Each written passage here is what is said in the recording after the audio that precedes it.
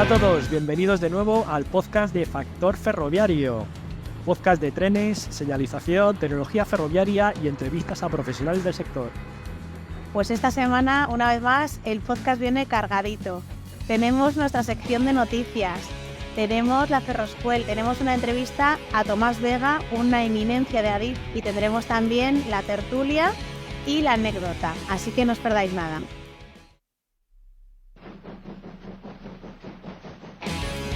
Marcha a la vista. Ponemos marcha a la vista en Factor Ferroviario a nuestra sección de actualidad para estar al día de todo lo que está pasando. Hola Ángel, hola Laura. Pues la noticia que he elegido para que comentemos hoy tiene que ver con el encarecimiento de la luz por la crisis energética en los últimos años. Y es que lo notamos todos y lo notan también los operadores ferroviarios, y en los últimos años, de hecho, se había convertido en una de sus principales partidas de costes, y esto ha hecho que tanto los operadores ferroviarios como Adif busquen soluciones. Entonces, esta noticia trata sobre que a partir de ahora Renfe, Irio y Wigo van a poder instalar plantas de energía renovable para poder alimentar a sus trenes. O sea, hasta ahora Adif era quien contrataba la energía, la electricidad, que luego usaban Renfe, Wigo, Irio y los operadores de mercancías para alimentar a los trenes. O sea, Adif contrataba la electricidad y luego se la vendía a los operadores, que pagaban por lo que consumían. Pero ahora Adif ha incluido en la declaración de red de Adif alta velocidad para este año que a partir de ahora es posible que los operadores puedan generar energía para su autoconsumo instalando plantas de energía renovable cerca de las subestaciones de Adif. Y esto lo podrán hacer de forma individual o en colaboración. Entonces, aquellas compañías que se acojan a esto y tengan plantas para su autoconsumo, Adif les facturará por su consumo restando el autoconsumo.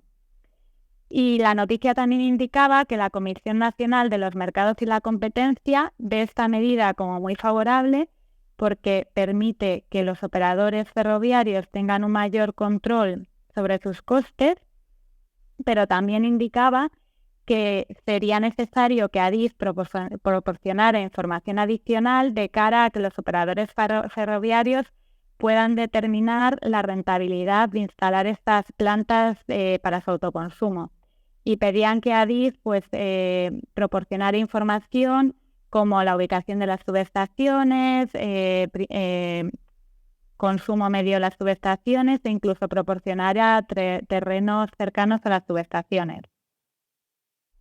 Bueno, supongo que todo esto tendrán que ver los operadores, ¿no? Si les sale el business case, a ver cuánto cuesta el montar la planta, dónde, o efectivamente si Adif proporciona los terrenos y proporciona el precio, por ejemplo, al cual les compraría la energía o al cual se la vendería posteriormente, pues tendrán más facilidades para poder ver si les compensa o no y quieren arriesgarse a hacer esa inversión. ¿Se sabe ya si algún operador se ha interesado o está pensando en firme en hacerlo?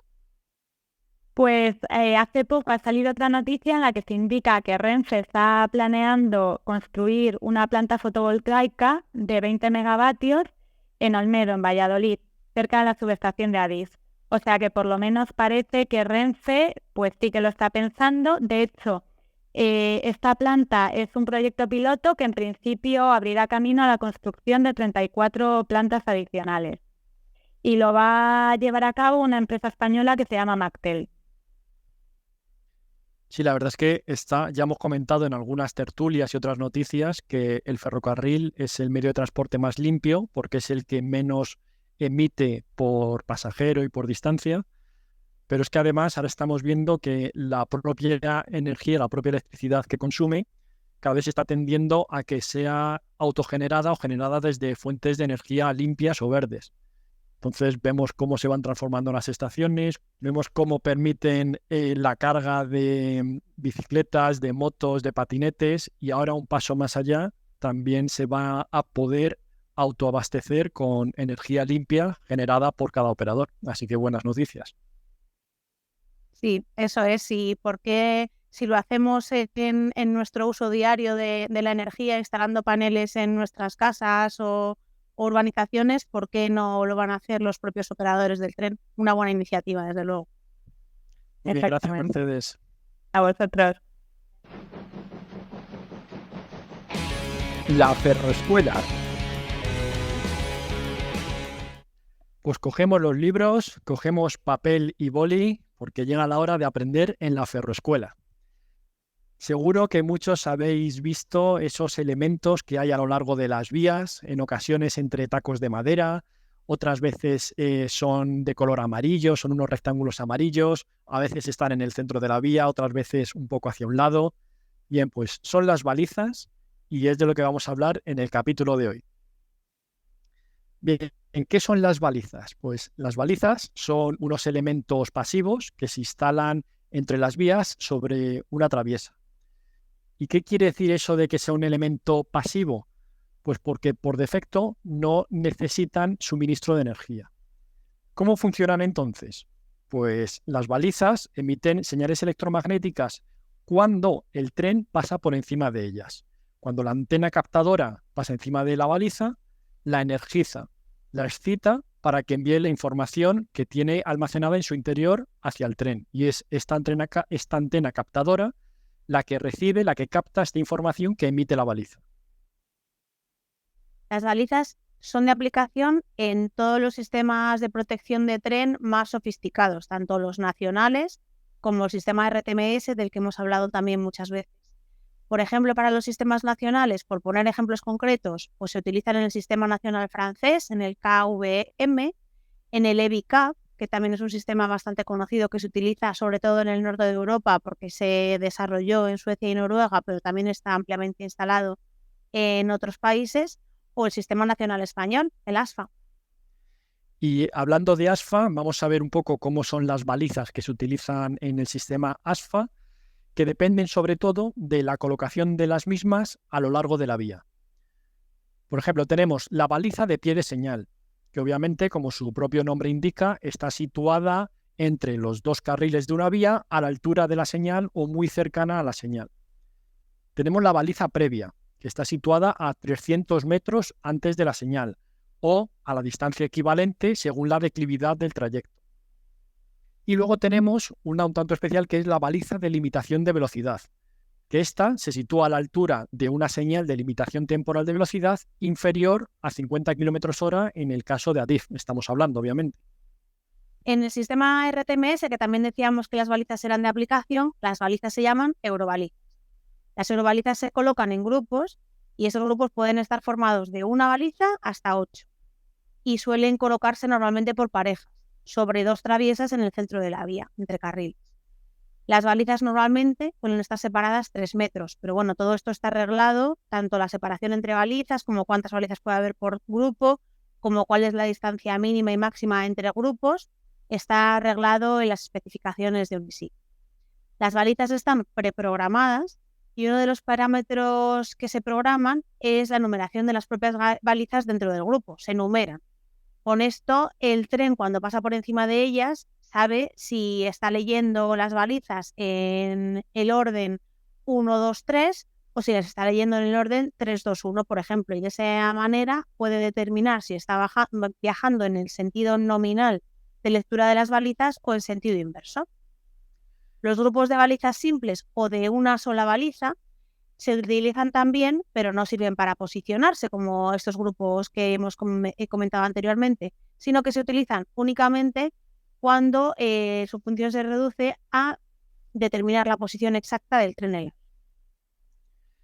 Y podemos distinguir dentro de las balizas entre aquellas que son fijas o variables, pero que no se equivoque esta clasificación de fijas y variables. Realmente no quiere decir que podamos mover una baliza a lo largo de la vía o cambiarla de situación.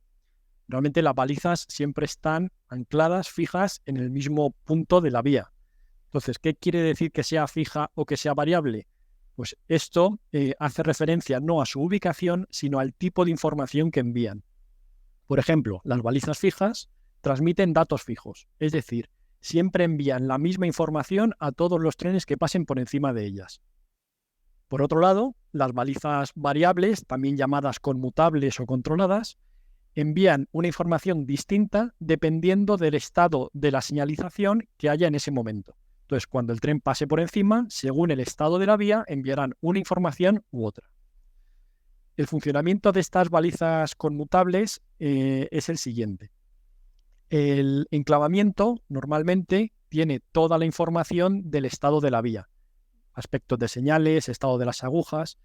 Esta información se transmite a los LEUs. Estamos hablando de RTMS nivel 1. Estos LEUs, según el estado de la vía, según cómo esté la señal, cómo esté la aguja, deciden, porque ya están programados para ellos, qué información, qué telegrama debe emitir la baliza ante esa situación. Una vez, como hemos dicho, que el tren pasa por encima de la baliza, recibirá esta información.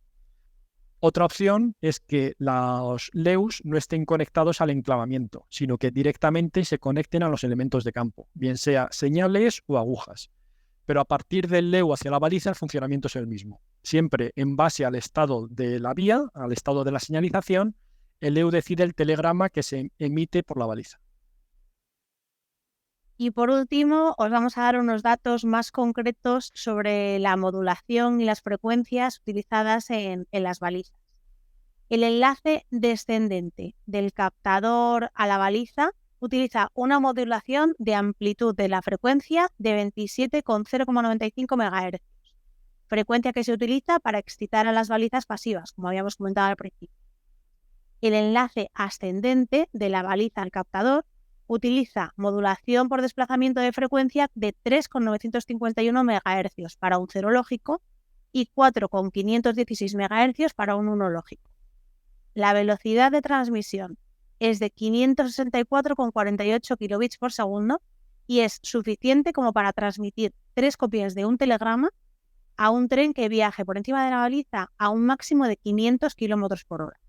Como resumen, en una configuración típica en la que se monta el captador a 21 centímetros sobre la parte superior del carril, sobre el bogie, el captador necesita 65 vatios para excitar las eurobalizas cuando pasa por encima de ellas. Y me gustaría hacer hincapié en esto que ha dicho Laura ahora, y es, fijaros, a la velocidad que pasa el tren por encima de la baliza, y aún así le da tiempo a energizar la baliza a emitir el telegrama correspondiente y la antena a captarlo. O sea, todo esto sucede muy, muy rápido. Espero que os haya gustado y si queréis seguir aprendiendo más, nos vemos en la siguiente Ferroescuela.